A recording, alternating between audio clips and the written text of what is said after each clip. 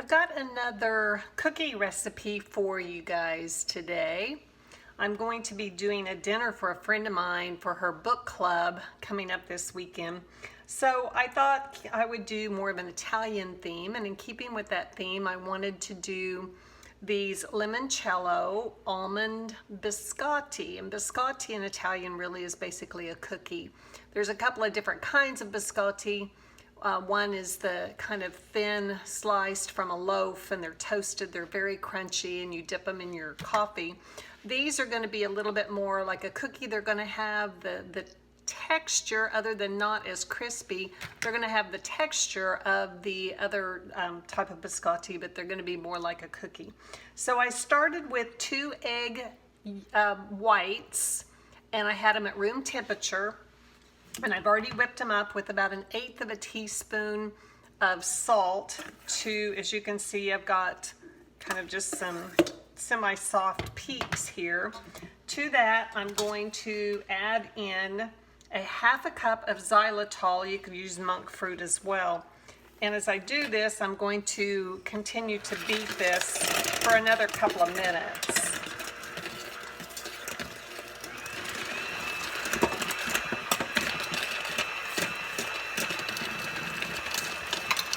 This is really a quick and easy cookie to make.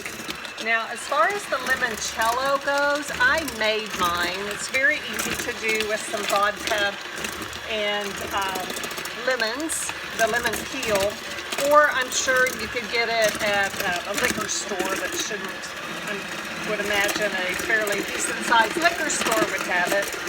So I'm beating this in. It's going to get the egg whites. You probably can't tell from this, but they're getting really nice glossy, and they're going to form a little bit more of a soft peak here. And I think that should do it. Like I said, very quick and easy. Can you see those beautiful, I can't really see them too well, but can you see those beautiful peaks? Again, you want to use room temperature egg whites in this one. Okay. So, get my egg whites all off my beaters. Now I actually am going to add in some, let me switch over here. I'm going to start adding in my almond flour. Now this takes a lot of almond flour, and I'm going to use 4 cups as soon as I find my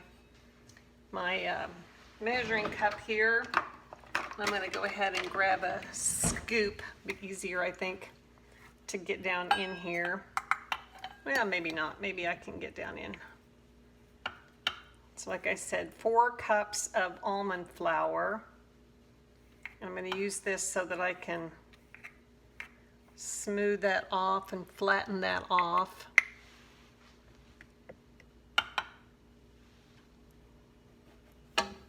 So there's 1.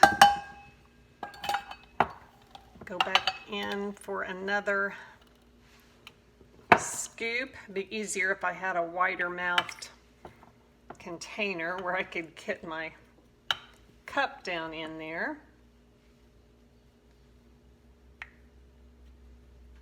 Okay, there's 2 more to go. Now, I would definitely, I get asked a lot, well, can you substitute coconut flour? Can you substitute another gluten-free flour for the almond flour? You can, if you test out your recipe. I wouldn't in this one. There's 3. We got 1 more. Basically, because these are supposed to be almond. We're going to put almonds in them. But the difference with a gluten-free flour is usually a blend of other flours. Coconut flour and almond flour create a much denser batter and result, and they do soak up the liquid much differently than just a regular gluten-free flour does. So I typically would say if you're going to substitute a regular gluten-free flour with a coconut or almond flour, you want to experiment. so that you know about the liquids that you're adding in and how those are going to do. Now, I kind of want to gently fold this in, but I'm also going to add in, excuse me, I want to add in my limoncello. I think first I'm going to zest in. Now, the recipe actually would call for about a tablespoon of lemon zest, which could take maybe, depending on the size of your lemons, could take up to 3 lemons, but probably maybe 1.5 to 2 lemons if they're decent size. I'm also going to add in to mine, I took the lemon peel that I used in the limoncello. When I strained it out, I candied them, which means I just made a simple syrup with sugar and water, equal parts sugar and water. I think it was 2 cups sugar, 2 parts water, and brought that to a boil, and then I added the lemon peel and I reduced it down to a simmer and cooked it for about 30 minutes or so until they got kind of translucent. Then I laid them out on racks to dry so that I would have a candied lemon peel, and I'm actually going to add some of that into these. That's just going to kind of further enhance the lemon flavor on this. So I just did the zest of 1 lemon, but you'd probably want to use at least 2, but I had a fairly decent sized lemon. Now I'm also going to add in my limoncello. I had it in the freezer so you can see it was kind of slushy, just to keep it cold. Limoncello is good if you want to just add it to any recipe for flavoring. If you're making, you know, cheesecake, you want an intense lemon flavor, you're going to cook out the alcohol. If you want the alcohol taste to it, then you can definitely use it. I'm going to be making some truffles and I want to add it to the truffles, but pouring it over ice cream, just vanilla ice cream, it's really, really good, very refreshing. Add it to a carbonated water and make a spritzer for the summertime, also would be really good. So you can see now with the limoncello added in, it's getting, that's my liquid, getting very, very soft. So I'm gonna move a few things out of my way here. So I can now add in about 1 cup of chopped or slivered almonds. And I did maybe about 1/4 cup of my candied lemon peel. You can see it here. So I'm going to add that in. I may end up adding a little bit more of the lemon peel, but we'll see how this does. So it'd be like adding in a dried fruit, but I just wanted that extra. It's not super, super sweet, but I just wanted to add in that extra little bit of lemon flavor in these. You know what? Let's just use the old hand. I think it's going to go in there a lot easier. Not make too big of a mess. Got my little Norwex kitchen cloth here. Instead of my paper towels, makes a nice little cleanup. Wipe little messes up as I go, plus if I need to wipe my hands off. So now let's mix this in. Get it all mixed up, and then I will be scooping these out on my cookie sheet. I'm going to use a parchment paper covered cookie sheet so that nothing sticks. If you don't have parchment paper, you can always prepare your cookie sheet like you would for any other cookie. You just kind of grease it with some butter or some oil, Crisco, something like that. So I don't know if you can see in here now. Oops, dough overboard.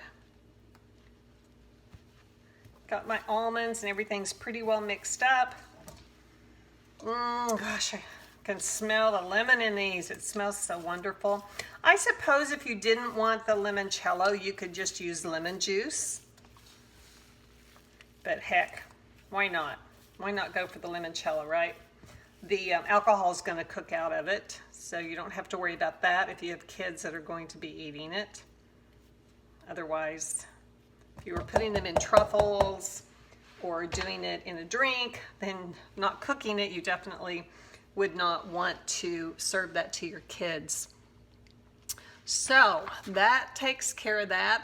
Preheat the oven to 350 degrees. I'm going to scoop these out, about 1 heaping tablespoon mounds on the cookie sheets, and I'll show you how I'm going to do that, and then we'll put them in the oven. Great. You can see I'm using my 1-inch scoop here, putting them about 2 inches apart on my cookie sheet.